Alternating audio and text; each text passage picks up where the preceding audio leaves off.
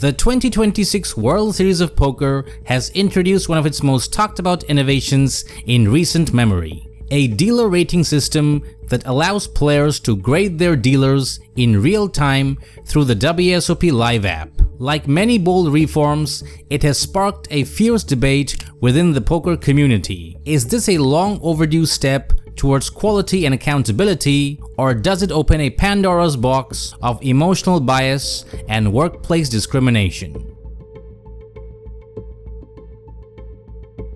At its core, the new dealer rating system is elegantly simple. Players can open the WSOP Live app and rate their dealer much like rating an Uber driver. These ratings are not made public. They are stored internally and used only by WSOP management and tournament staff.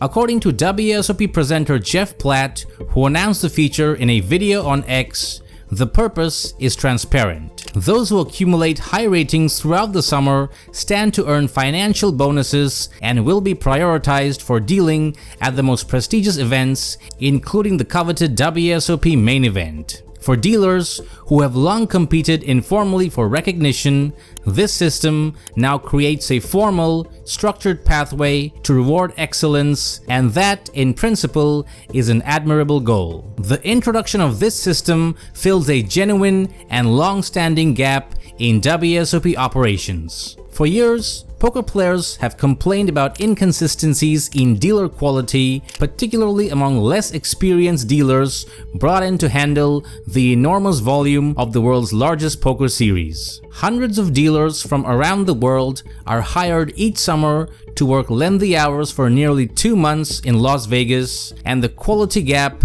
between veteran and novice dealers has historically been a persistent frustration. The new rating system gives the WSOP management data-driven insight into dealer performance that was simply unavailable before. 6-time bracelet winner Jeremy Osmus was among the many prominent professionals who applauded the move, tweeting, "An idea to address one of the longest-standing issues at the WSOP, this is a great start." Jeremy had previously noted that dealer quality outside of the US tends to be considerably higher, suggesting that the domestic ecosystem of dealer training and accountability has lagged behind. The rating system then is not just a reward mechanism. It is potentially a powerful quality improvement feedback loop, pushing dealers to sharpen their skills in shuffle speed, rule enforcement, chip handling, and table management. There is also a broader institutional argument in favor of the system. The WSOP in 2026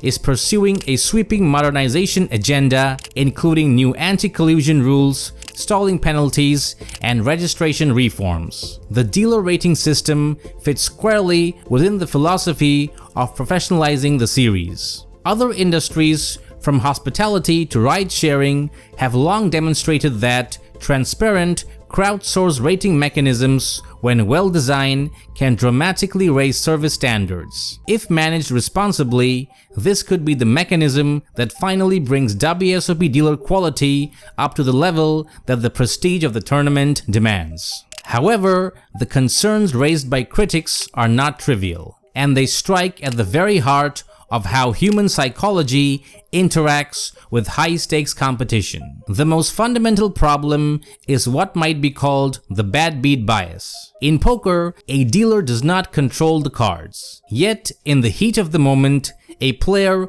who has just suffered a devastating bad beat is precisely the player most likely to reach for their phone and leave a 1-star review. The worry is that ratings will not purely reflect dealer competence, but will instead become a measure of how lucky the players at a particular dealer's table happen to feel. A brilliant, technically flawless dealer who is stationed at a table full of bad beats and bust-outs could easily accumulate lower ratings than a slower, less precise dealer who happens to preside over a long run of chip gains for everyone present. This means the system could, paradoxically, reward luck over skill at the dealer level. There is also a structural problem related to selective participation. A satisfied player has very little reason to open an app and rate their dealers 5 stars because this is the default expectation. An angry or frustrated player, on the other hand,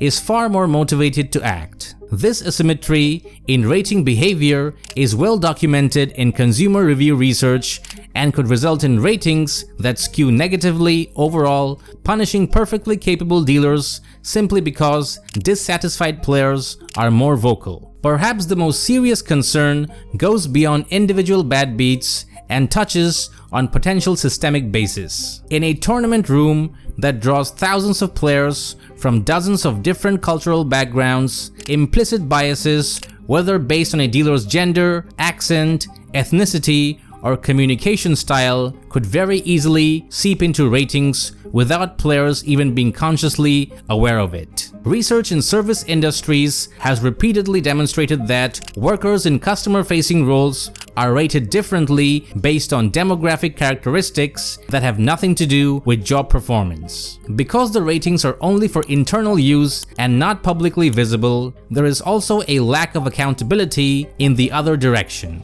Dealers cannot contest a one-star review left out of pure spite, nor can they see patterns that might reveal whether they are being rated unfairly. Without a mechanism for dealers to flag clearly retaliatory ratings, the system could become a tool that workers are effectively powerless against. This asymmetry of power, where players hold the pen and dealers have no recourse, is a serious ethical design flaw. The reality is the WSOP dealer rating system is, like most innovations, both a game changer and a potential cause for harm, and which side dominates will depend entirely on implementation. The concept of accountability and reward is sound. The core idea that exceptional work deserves recognition and compensation is one of the most basic principles of a fair workplace. The WSOP is right to seek better dealers and to create tangible incentives for performance improvement in a series that hosts hundreds of thousands of entries and generates enormous revenue. But good intentions do not automatically produce good outcomes. The system will only be a genuine game changer if the WSOP builds in meaningful standards, which is filtering out ratings that are statistically anomalous, giving dealers a pathway to dispute clearly retaliatory reviews, actively monitoring for demographic bias patterns in the aggregate data, and weighing ratings in ways that account for the inherent rationality of players tilting after a bad beat. Without these guardrails, the rating system risks becoming less a quality improvement tool and more like a random number generator shaped by the emotional temperature of whichever table a dealer happens to be assigned to. The dealer rating system is arguably the single most structurally significant innovation at the series this year. Done well, it could transform dealer culture at the WSOP for years to come. Done poorly, it could subject some of the hardest working and lowest paid participants in the poker ecosystem to arbitrary, emotional-driven judgments that have nothing to do with their actual competence. The poker community will be watching closely, and so, one hopes, will the WSOP itself.